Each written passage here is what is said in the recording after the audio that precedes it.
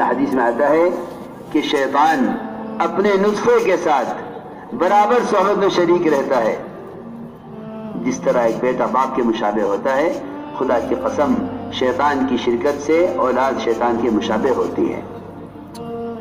ان کی شکل باپ سے ملیں گی، ان کی حرکتیں شیاطین سے ملیں گی، صرف اس لیے کہ حیوانوں کی طرح، جانوروں کی طرح خواہش کا پورا کرنا خوشی نہیں ہے، بلکہ سنت کے مطابق عورت سے ملنا. فرمایا دعا پڑھ لیا کر، دعا پڑھ لیا کر صحبت سے پہلے، اللہم جنب الشیطان وجنب الشیطان ما رزقتنا. اے اللہ جو اولاد تو مجھے دے رہا ہے، تو شیطان سے اس کی حفاظت کر. اس دعا کا پڑھ لینا اس کے نطفے کو خالص رکھتا ہے. حضرت فرماتے تھے ہم اولاد کی تربیت کی فکر کرتے ہیں جب اولاد ہاتھ سے نکل جاتی ہے، حالانکہ ان کی اور اس اولاد کی تربیت کی فکر بڑے ہونے کے بعد نہیں، پیدا ہونے کے بعد نہیں، بلکہ جس وقت آدمی صحبت کر رہا ہو اس وقت سوچ لے کہ اس اولاد کیسی چاہیے. جس حیوانیت کا یہ صحبت میں، جس حیوانیت پر یہ صحبت میں عمل کرے گا، اسی حیوانیت پر اولاد پیدا ہوگی. معاشرے کے بگڑنے کا سب سے پہلا سبب یہ ہے. اس لیے ہر موقع کی سنتیں بتلائی ہیں. فرماتی ہیں عائشہ رضی اللہ تعالی عنہ، ما رأیت منہ ولا رأى منی، ما رأیت منہ ولا رأى منی. عائشہ رضی اللہ فرماتی ہیں میں نے کبھی آپ کی شرمگاہ، آپ نے کبھی میری شرمگاہ نہیں دیکھی، کبھی نہیں. ما رأیت منہ ولا رأى منی. جب حیا ختم ہو جاتی ہے لوگ سمجھتے ہیں کہ حیا یہ ہے کہ آدمی جو کچھ کرے چھپ کر کرے. نہیں، خدا کی قسم چھپ کر کرنا، چھپ کر غلط کام کرنا بے حیائی ہے، کھل کر غلط کام کرنا بے حیائی نہیں ہے. لوگوں کی سوچ بہت الٹی ہے، بہت الٹی سوچ ہے. دین کی سطح کے گر جانے کی وجہ سے کھل کر گناہ کرنے کو بے حیائی سمجھتے ہیں، حالانکہ خدا کی قسم کھل کر گناہ کرنا بے حیائی نہیں ہے، چھپ کر گناہ کرنا بے حیائی ہے. یہ بات سمجھ میں آنی مشکل ہے. کھل کر گناہ کرنا، کھل کر گناہ کرنا بے حیائی نہیں ہے، چھپ کر گناہ کرنا بے حیائی ہے. کیوں؟ اس لیے کہ حیا کا تعلق اللہ سے ہے، مخلوق سے نہیں. عثمان رضی اللہ تعالی عنہ فرمایا احیاہم عثمان، کہ ایسے حیا والے کہ غسل خانے میں کبھی کپڑے نہیں اتارتے تھے غسل کے لیے، غسل خانے میں غسل کے لیے کپڑے نہیں اتارتے تھے. کیوں؟ کس سے شرم ہے؟ آپ کوئی دیکھنے والا نہیں ہے، اللہ سے شرم آ رہی ہے، اللہ دیکھ رہے ہیں. یہاں حال یہ ہے بارات کی بدعت. بارات کا مطلب یہ ہے میں اپنی بیوی کو لینے جا رہا ہوں، میرے ساتھ محلے کے لڑکوں میں سے کون کون جائے گا. خدا کی قسم ذرے کے برابر دل میں حیا ہوتی تو کبھی نہ کہتا کہ بیوی کو لینے جا رہا ہوں، کون کون چلے گا. حضور اکرم صلی اللہ علیہ وسلم کی زوجہ محترمہ عائشہ رضی اللہ تعالی عنہ ام رومان نے منہ پر ایک پانی کا چھپکا مارا، بال پیچھے کو سمیٹے جھولے سے اتارا، دوڑاتی ہوئی لے گئی حضرت عائشہ کے اپنے ہی گھر میں، اپنے ہی گھر میں. وہیں آپ تشریف فرماتے. حضرت عائشہ فرمانے میرا سانس پھولا ہوا، سانس پھولا ہوا میرا، بھگا کے لائی مجھے میری ماں اور رخصت کر دیا. آپ اندر بیٹھے ہوئے تھے، انصار بیٹھے ہوئے تھے. حضرت عائشہ کے گھر میں ہی رخصتی ہو گئی. یہاں تو عجیب عجیب بدعتیں ہیں، لڑکی یہاں سے رخصت ہوگی وہاں جائے گی.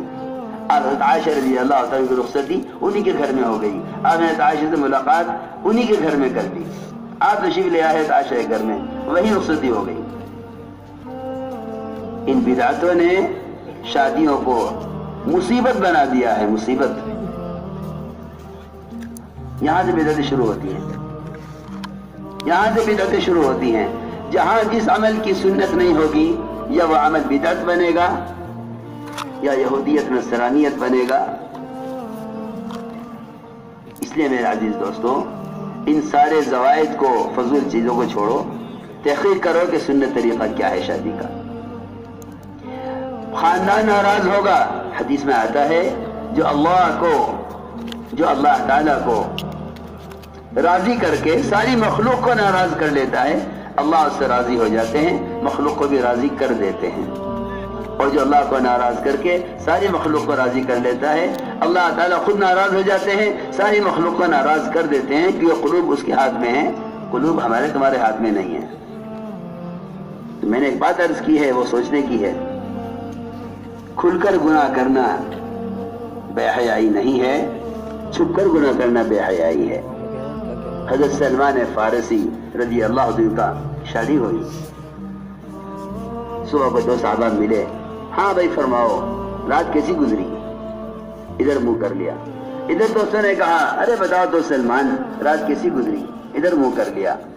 دوستوں نے اصرار کیا، ناراض ہونے لگے، ارے دوست کو بتا دیا کرتے ہیں، لڑکیاں سہیلیوں کو بتا دیا کرتی ہیں رات کیسی گزری۔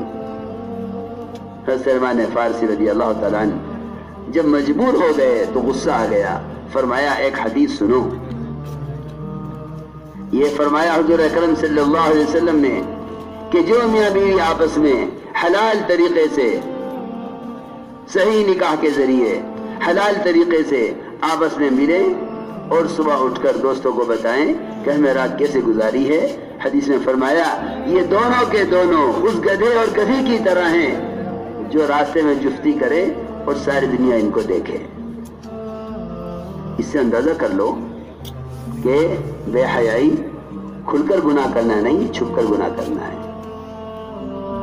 بے حیائی کھل کر گناہ کرنا نہیں، چھپ کر گناہ کرنا ہے۔ صاف فرمایا سلمان فارسی رضی اللہ عنہ کہ میں نے حضور اکرم صلی اللہ علیہ وسلم فرماتے ہوئے سنا ہے، جو شخص اپنی بیوی سے حلال طریقے سے ملاقات کرے اور صبح اٹھ کر دوستوں کو بتلائے کہ میں نے رات ایسے گزاری ہے، یہ اس گدھے اور گدھی کی طرح ہیں جو راستے میں جفتی کریں، لوگ ان کو دیکھیں۔ سوچو غور کرو، جب صرف حلال طریقے سے حاجت پوری کر کے خبر کرنے والا گدھے کی طرح ہے، تو کھل کر گناہ کرنے والا اس گدھے سے بڑا حیوان کیا ہوگا؟ اس گدھے سے بڑا حیوان کیا ہوگا؟ اس لیے میں نے عرض کیا کہ حیا اللہ سے تنہائی میں شرمانے کو کہتے ہیں۔ حیا اللہ سے تنہائی میں شرمانے کو کہتے ہیں، بندوں سے شرمانا حیا نہیں ہے، حیا کا تعلق صرف اللہ کی ذات سے ہے۔ اس لیے شادیوں میں اسراف سے بچو، شادیوں میں اسراف سے بچو، جتنا اسراف زیادہ ہوگا اتنی اذیت زیادہ ہوگی۔ حضور اکرم صلی اللہ علیہ وسلم نے تمام شادیوں میں کہیں پنیر کھلایا، کہیں کھجوریں تقسیم کر دی، کہیں چھوارے بکھیر دیے، فرمایا کھاؤ تمہاری ماں کا ولیمہ ہے۔ آج اگر کوئی چھوارے کھلا دے ولیمے میں، کوئی ولیمہ نہیں مانے گا، کوئی اس کو ولیمہ نہیں مانے گا، حالانکہ عین سنت ہے، عین سنت ہے، ایک شادی نہیں، ساری شادیاں ایسی ہیں سوائے حضرت زینب رضی اللہ تعالیٰ عنہ کی شادی کے، اس میں آپ نے گوشت روٹی کا انتظام کیا۔ حضرت زینب فخر کرتی تھی اس پر کہ میرے نکاح میں گوشت روٹی کا انتظام ہوا ہے۔ اللہ کی شان، جو آپ کی جو شادی آپ کے معمول سے ہٹی، اسی شادی میں آپ کو اذیت ہوئی۔ عجیب بات ہے یہ، جو شادی آپ کے معمول سے ہٹی، اسی میں آپ کو اذیت ہوئی۔ یہ سوچنے کی بات ہے، ہم غور کریں کہ اگر محمد صلی اللہ علیہ وسلم کو گوشت روٹی کے انتظام کی وجہ سے آ کر بیٹھنے والوں کے انتظار سے اذیت ہوئی، تو اس سے اندازہ کر لو کہ ہم آپ کی گوشت روٹی کی سنت سے کتنے آگے بڑھ گئے ہیں۔ اب اذیتوں کی، قرضوں کی، پریشانیوں کی، سود کی اور قرضوں میں دب جانے کی، شادیوں کو مؤخر کرنے کی کتنی قسم کی اذیتیں آئیں گی۔ اگر محمد صلی اللہ علیہ وسلم کو گوشت روٹی کی وجہ اذیت ہو سکتی ہے، تو ہم آپ کے اس طریقے سنت سے کتنے دور گئے۔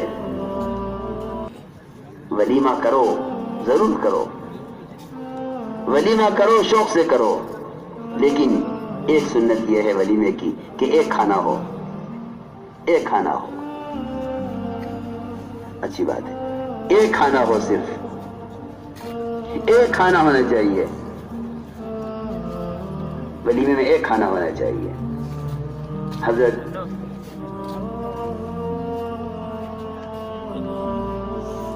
اشعث بن قیس اسلام سے مرتد ہو گئے، پھر اسلام لائے۔ اس زمانے میں مزاج یہ تھا کہ جب کوئی کفر سے اسلام کی طرف، ارتداد سے ایمان کی طرف رجوع کرتا تھا تو اس رجوع کرنے والے کا اتنا شاندار استقبال ہوتا تھا اور اس کے اسلام کی طرف واپس آنے کو اتنا عظیم سمجھا جاتا تھا کہ ابو بکر رضی اللہ تعالیٰ عنہ نے ان کے اکرام میں اپنی بہن کی ان سے شادی کر دی کہ یہ واپس آیا اسلام میں، چلو میری بہن سے شادی کر دو۔ شادی ہو گئی، وہاں سے نکلے، تلوار لی اور بینٹ لگی ہوئی تھی اونٹوں کی، اونٹوں کا بازار، سینکڑوں کی تعداد میں اونٹ، سینکڑوں کی تعداد میں اونٹ، بازار بھرا ہوا اونٹوں سے۔ تلوار لے کر گئے، سارے اونٹوں کو ذبح کر کے، سارے اونٹوں کو کاٹ کر ایک اونٹ بھی بازار میں زندہ نہیں چھوڑا۔ لوگ دوڑے ہوئے گئے، ابو بکر ابو المؤمنین آپ کی بہن سے شادی کرنے والے اشعث بن قیس یہ تو دوبارہ مرتد ہو گئے، بڑا زبردست نقصان کر دیا مسلمانوں کا، سارے اونٹ کاٹ ڈالے مسلمانوں کے، سب پریشان ہیں۔ ان کو فرمایا کیا بات ہو گئی؟ بلایا، اے اشعث تم تو اسلام لے آئے تھے، میں اپنی بہن کی تم سے شادی کر، تم نے کیا کیا؟ امیر المؤمنین میں نے کوئی نقصان نہیں کیا، میں نے ولیمہ کیا ہے، سارے مدینے والوں کا اعلان ہے، کھاؤ پکاؤ کھلاؤ، اور جو شخص اپنے اونٹ کی منہ مانگی جو قیمت چاہے مجھ سے آ کر لے لے۔ اور پھر یہ فرمایا میں سفر میں ہوں، باہر سے آیا ہوں، اپنے علاقے میں ہوتا المؤمنین اپنی بہن سے میری شادی کرتے، میں اس سے بڑا ولیمہ کرتا، کیونکہ سفر میں ہوں، سفر میں اس سے زیادہ اخراجات کا انتظام نہیں ہے، اس لیے میں نے صرف اتنا کیا کہ سارے مدینے کے بازار کے اونٹوں کو خرید کر ان کی منہ مانگی قیمت کا اعلان کر دیا، جو ان چاہے جو قیمت مجھ سے لے لے، اور کھاؤ پکاؤ کھلاؤ۔ میرے دوستو عزیزو، اس لیے ہم سب عزم کریں اس کا۔ پہلی بات تو میں نے عرض کی ہے، میں نے قرآن کی 3 آیتیں پڑھی تھی، اللہ رب العزت مومن کے جان و مال کو جنت کے عوض دے چکے ہیں۔ آگے فرمایا فَيَقْتُلُونَ وَيُقْتَلُونَ، یہ جہاد کا منتہا ہے، مبتدا نہیں ہے، یہ جہاد کا منتہا ہے، اور یاد رکھو کہ منتہا تک وہ پہنچے گا جو مبتدا سے گزرے گا۔ اس لیے امت کے مال کا سب سے پہلا مصرف وہ دعوت اللہ ہے، پہلا مصرف دعوت اللہ ہے۔ میں آخری بات عرض کرتا ہوں، جتنے نکاح اس مجلس میں ہونے والے ہیں، جہاں جہاں نکاحوں کی ترتیب بنائی گئی ہے، ان سب کے نکاح کے لیے میرا سب سے پہلا مطالبہ یہ ہے کہ یہ اس نکاح کے فوراً بعد اسی اجتماع سے 4 مہینے کے لیے نکل جائیں، 2000 3000 4000 جتنے بھی نکاح ہیں، اس لیے کہ الحمدللہ بنگلے والی مسجد نکاح پڑھاتا ہوں، دولہا جب آسان آ کر بیٹھتا ہے، جب 4 مہینے نکلنے کے لیے تاریخ متعین کر کے بتلا دیتا ہے۔ ان سب سے درخواست ہے، اس وقت میرے سامنے نہیں ہے، ورنہ میں نکاح نہ پڑھاتا جب تک ان سے 4 مہینے وصول نہ کر لیتا۔ ان سب سے یہ جتنے دولہا بیٹھے ہوں گے یہاں سر جھکائے ہوئے نکاح کے انتظار میں، اس سے میری آواز سن رہے ہوں گے، یہ سب عزم کریں کہ پہلے 4 مہینے لگائیں گے اس راستے میں نکل کر، علماء کی صحبت اور ان سے تعلق قائم کر کے پہلے شادی کے طریقے اور سنتیں سیکھیں گے، پھر انشاءاللہ شادیاں کریں گے۔ ہونے کا باقی ہے، تم لوگ کیا ہوگا؟ نہیں پڑھائی کر رہے ہیں، پڑھائی کر رہے ہیں، لڑکی الحمد لله نحمده ونستعينه ونستغفره ونؤمن به ونتوكل عليه ونعوذ بالله من شرور أنفسنا ومن سيئات أعمالنا، من يهده الله فلا مضل له ومن يضلله فلا هادي له، ونشهد أن لا إله إلا الله وحده لا شريك له، ونشهد أن سيدنا ونبينا ومولانا محمدا عبده ورسوله أرسله بالحق بين يدي الساعة بشيرا ونذيرا. من يطع الله ورسوله فقد رشد ومن يعصهما فإنه لا يضر إلا نفسه ولا يضر الله شيئا. نسأل الله تبارك وتعالى أن يجعلنا ممن يطيعه ويطيع رسوله ويتبع رضوانه ويجتنب سخطه فإنما نحن به وله.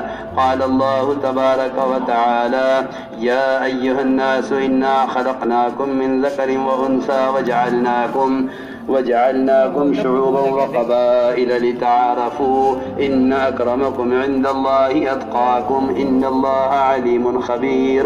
وقال عليه الصلاة والسلام أعظم النكاح بركة أيسره مؤونة. وقال عليه الصلاة والسلام يا معشر الشباب من استطاع منكم الباءة فليتزوج فإنه أغض للبصر وأحسن للفرج.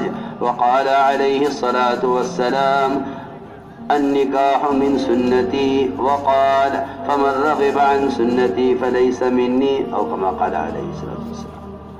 جو اپنے حلقوں میں نکاح پڑھا کے ایجاب قبول کرنے والے متعین کیے گئے ہیں وہ ایجاب قبول کر لیں اور باقی پورا مجمع کوئی نہ اٹھے نہ بات کریں، تسبیحات نکالیں، غروب تک اپنے ذکر میں مشغول رہیں.